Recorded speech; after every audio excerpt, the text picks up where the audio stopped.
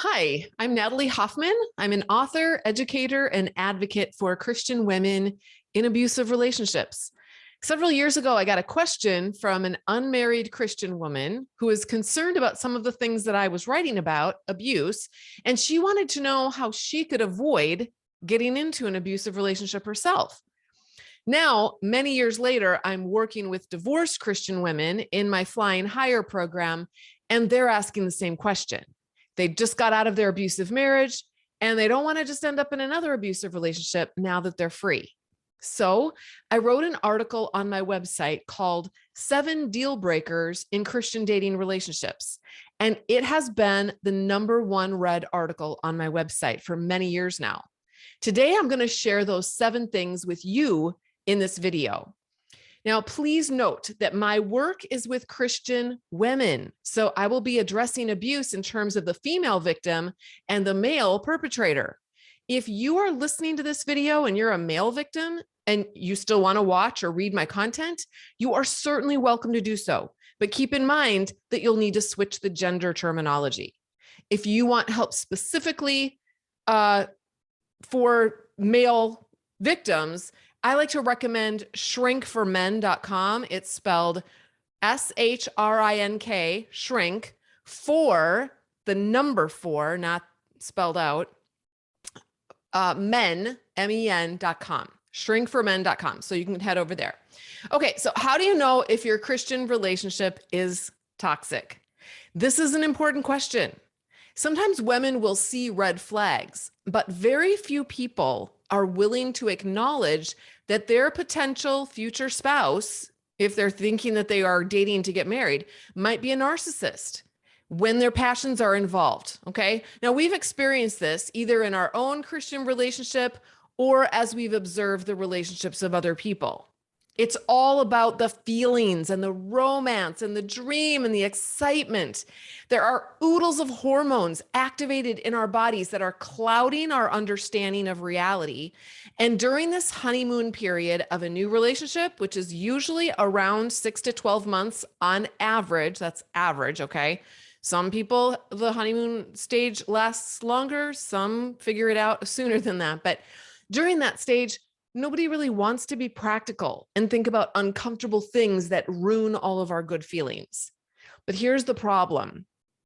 If a person refuses to look carefully at the other person from all angles and taking the time that's necessary to observe them objectively in many different kinds of situations, especially uncomfortable and inconvenient situations, then she may find herself making all of these important discoveries after the marriage rather than before. Now, I'm not talking about this normal transition that everyone goes through from the honeymoon phase to basically the daily grind. Everyone goes through that transition and grows through that. I'm talking about when you wake up and realize with horror that you are married to a toxic, controlling Christian narcissist. So how can you avoid this? A Christian narcissist is not going to come up to you and say, "Oh, hi, it's nice to meet you. I'd like to take you on a whirlwind romance, sweep you off your feet, marry you, and then abuse you until death do us part." No, ma'am. They enter your world more like an angel of light, an attractive, charming love bomber. They're a Christian, for crying out loud. They might be super duper nice, like Barney. They might worship the ground you walk on. They might be very religious and read their Bible every day and go to church every Sunday. They might even be a pastor. They might tell you that you complete them. Watch out for that one, because it might mean that they're a parasite looking for a host. They might do lots of good deeds like Mother Teresa. They might be charming and attractive and kind and thoughtful and spiritual. You might find them in leadership positions or maybe jockeying for leadership positions. They might be confident and charismatic, or they could be quiet and shy. They might live generously, maybe recklessly, or they might be kind of stingy. Here's the thing. Time is your friend. Take advantage of time in order to see what your date is like under pressure.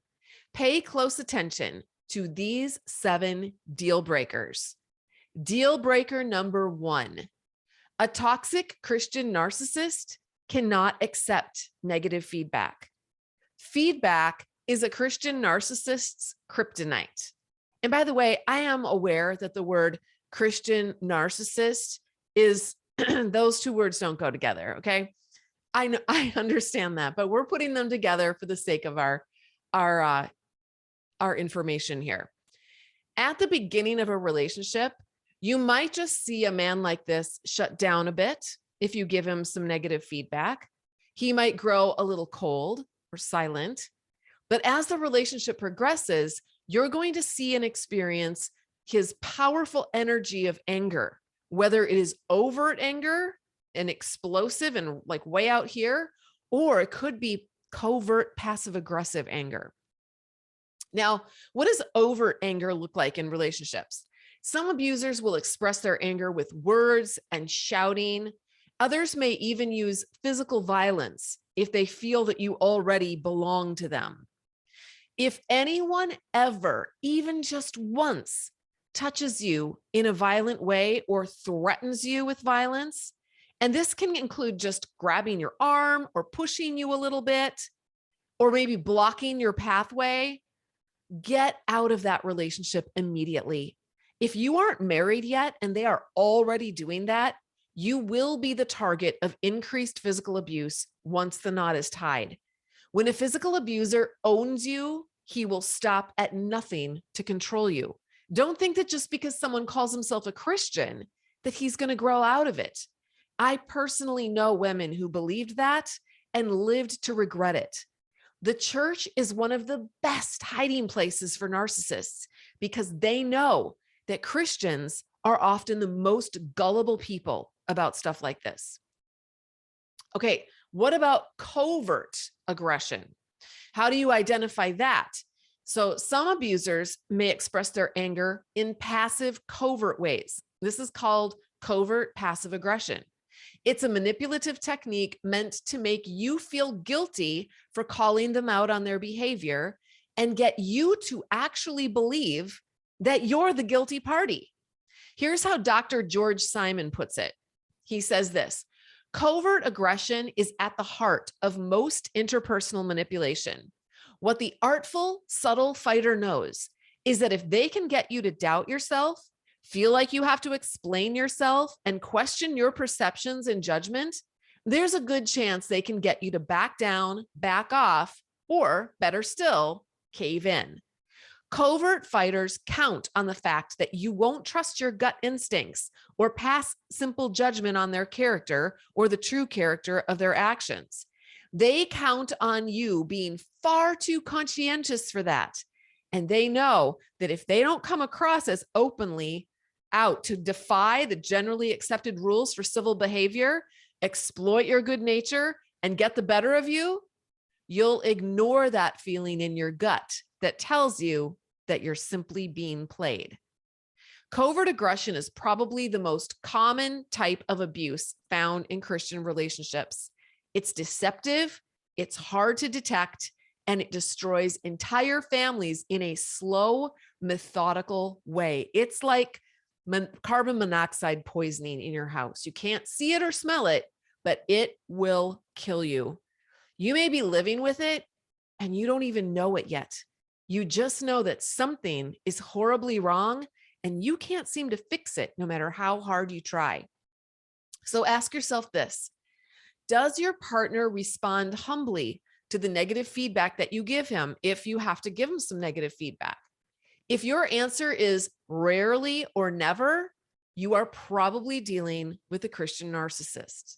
And narcissism is on a spectrum, okay? I'm not saying that he's a flaming narcissist or a psychopath or anything like that.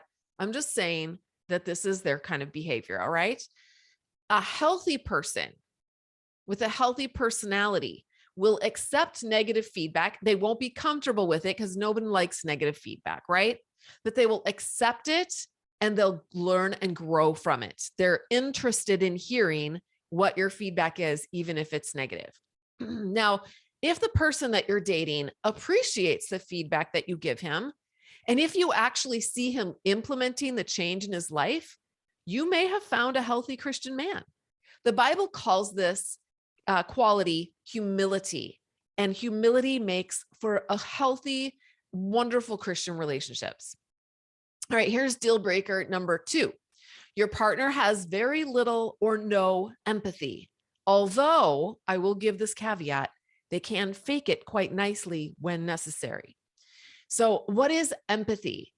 Empathy is identification with and understanding of someone else's situation, feelings, and motives. A Christian narcissist is unable to put themselves in another person's shoes. If you lose something or someone that you love, the Christian narcissist can't relate. They just want you to get over it. They're not thinking about what that must feel like to have lost a loved one. If you are sick, that's going to cramp their style because you're no longer able to meet their needs and it annoys them. It's all about them, remember? If you are sad about something or mad about something or even glad about something, a Christian narcissist is not able to enter into your sorrow, angst, or joy. In other words, when the Bible says to rejoice with those who rejoice and weep with those to weep, they're not able to do that because life is about them, not about you. So how should empathy be expressed in a healthy, godly relationship? In a godly dating relationship, your partner would demonstrate empathy and concern for the needs of others, not just your needs, but the needs of the server at the restaurant or the needs of the Uber driver. They're interested in being kind and considerate and respectful of everybody's needs. So as far as their relationship with you, they're interested in your life. They're interested in your thoughts and your hopes and what makes you tick. They want to learn more about you, and you fascinate them, not because of what you offer to their existence, but because of just who you are as part of God's creation. Just by virtue of the fact that you exist in the world, you mean something and are valuable to them. All right. Deal breaker number 3, your partner has to have his way. This is where the teaching that the man gets to have his way in all things and the woman is godly insofar as she gives it to him comes into play. Christian narcissists have been teaching this since time began, and they cling to this teaching tenaciously, and they use it to feed their flesh. The Bible calls this selfishness, and selfishness destroys relationships. Now, sometimes the guy will let you have your way if it doesn't really matter much to him. He'll make a big show of it to make sure that you've taken note that he is a magnanimous, unselfish person. But if you try pressing him on something that really matters to him, you'll see what ends up coming out. Now, in a healthy Christian relationship, your partner is willing to compromise and negotiate. He's willing to let you have your way when he knows it's important to you. It's respecting and honoring the desires of others and taking them into consideration because it delights you to do so. Healthy boundaries make healthy relationships. All right, deal breaker number 4. A Christian narcissist uses passive-aggressive communication tactics to control you. Now, does he come right out and say what he means? Or does your potential future partner use passive-aggressive manipulative communication tactics? Here are just a few. 1, does he tell jokes that clue you in on what he believes about things, like racial jokes, sexual jokes, dumb blonde jokes, etc.? Or maybe he just says something off the wall, and when you ask him about it, he says, well, gee whiz, I was just joking. Number 2, does he avoid giving straight answers? 3, does he use guilt to try to get you to do what he wants? 4, does he want you and others to pity him, feel sorry for him? 5, do you feel intimidated by him? 6, do you feel like he doesn't care to understand you? 7, does he expect you to read his mind? 8, does he blame you every time something goes wrong in the relationship? 9, does he say negative things about your family or your friends or your job or your clothes or the things that you like? Number 10, is he constantly correcting you? Number 11, is he critical of you, even if it's in small ways. Just, how people can kind of just nitpick away. Number 12, does he tell you how he wants you to wear your hair, what type of clothing he likes, how he wants you to act, look, or behave? Number 13, have you ever caught him in a lie, a half lie, or a lie by omission? That means where they leave out some information about something so that you don't have the full picture. If he lies at all, you know what he is? He's a liar. And you are in for a life of never knowing what the truth is with him, never knowing what's up or what's down. That's a life of total confusion and chaos. Lying is one of the biggest deal breakers, and it's a relationship killer. Number 14, does he go out of his way to tell you that he would never look at porn? He would never cheat on you, lie to you, or drink?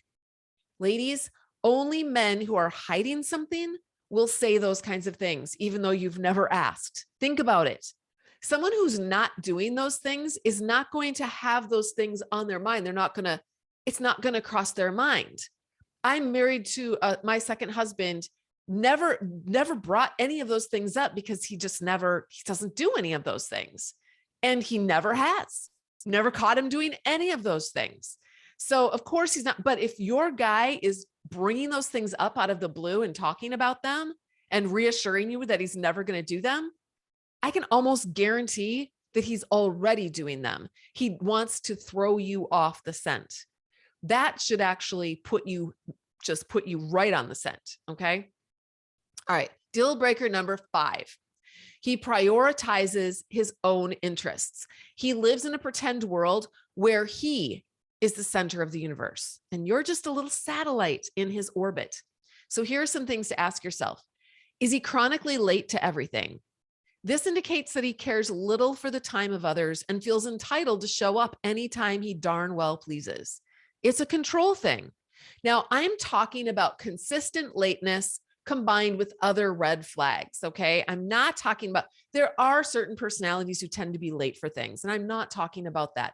I'm talking about someone who is showing all these other signs, plus he's always late. And if you confront him on it and say, you were late again, or why are you so late? He will defend himself, say that it's not true, justify himself, minimize it, and do that with it, okay? Rather than just owning it.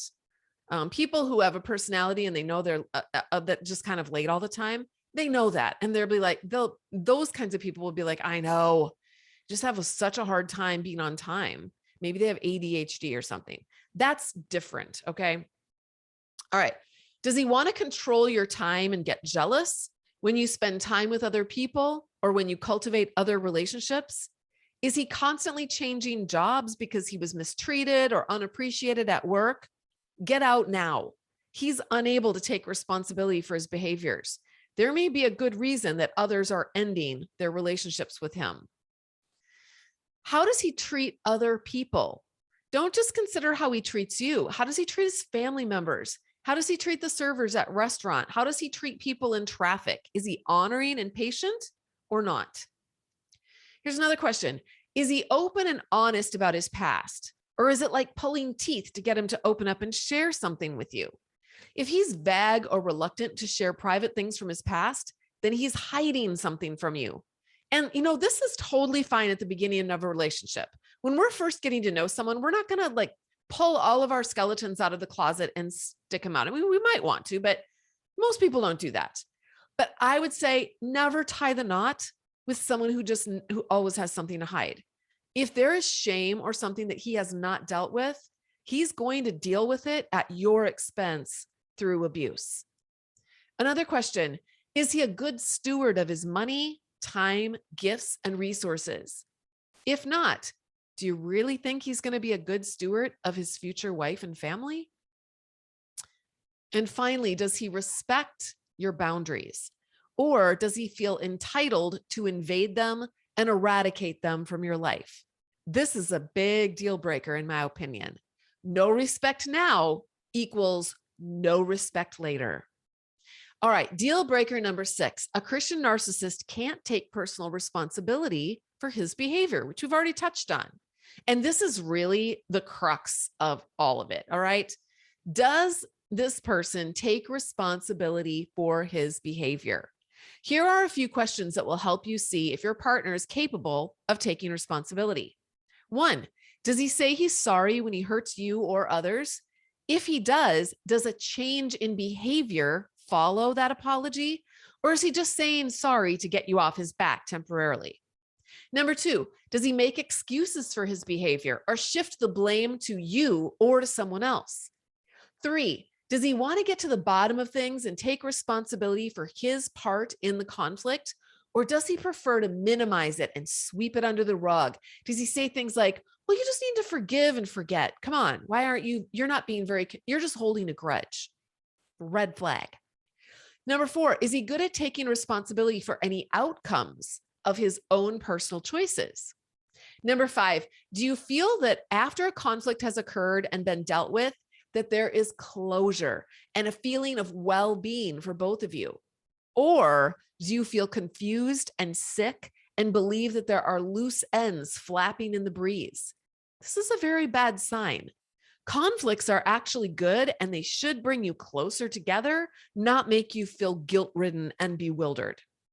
In a healthy relationship, you should both be able to take ownership over your own behavior, not the other person's, and resolve conflict in a way that feels good for both of you. Deal breaker number 7. This is our last deal breaker. A Christian narcissist devours his target. And here's what I mean. When you are in a healthy long-term relationship, both you and your partner are invested in encouraging the other one to be all they were created to be able to live to their fullest potential. But in a toxic, manipulative dating relationship with a Christian narcissist, the target is swallowed up in the interests of feeding the bottomless pit of the narcissist's need. Ask yourself these questions. Do you feel like you need to fix him, complete him, or rescue him, and that he is helpless without you? Do you have to make excuses for him and cover things up for him? And does he expect you to do this? Number 2, does he have lifelong friendships? Many narcissists are unable to hang on to good friends. What are his friends like? Are they honest and kind and emotionally mature? What do they say about him? Number 3, where are you at? Are you desperate to get remarried or married for the first time? Do you feel unworthy of a good man or unworthy of love? If so, you may be a magnet for a narcissist. You will want to get personally healthy. Now, that doesn't mean to get perfect, but you are worthy of love, and you definitely are worth a good partner. Don't settle for a Christian narcissist just to be able to say that you belong to someone or that you're married. You are not chattel. You are a treasure. You are a beloved child of the King. Raise your head and don't accept anything less than a good, not perfect, but humble, honest, healthy partner. So what if your godly relationship only has a few of these signs? And I put godly in quotes there. No one person is going to have all of these traits of a narcissist, okay? You may only observe a few. What you want to look for are patterns of behavior that are controlling or manipulative, and learn how to trust your gut. Have your own back. Give yourself some credibility, okay? I was always told by people outside of me that I was deceiving myself. Now, of course, that can happen, but honestly, if your gut is telling you that something isn't quite right, something's probably not quite right, and you might want to give it more time. Waiting is never a bad idea.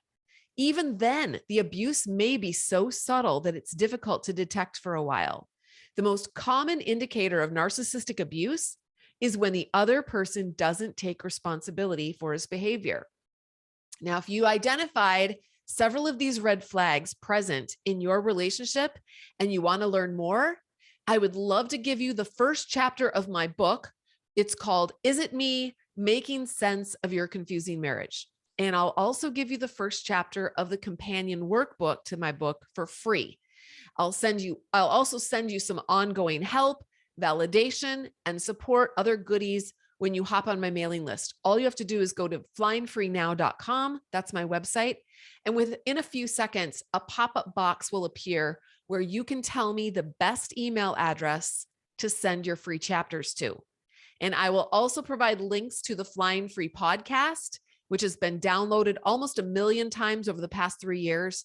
Over there on that podcast, I show up every week with a new episode, and I teach Christian women in destructive relationships the skills they need to show up for themselves and their lives aligned with who they are in Christ. I also do have a paid program. It's $29 a month. I'm not even going to go into the details of it because it's so jam-packed with good stuff. There are over 1,000 women in that program whose lives are changing. You can learn more about that and fill out an application to join us by going to joinflyingfree.com. All the details are over there. Until next time, fly free.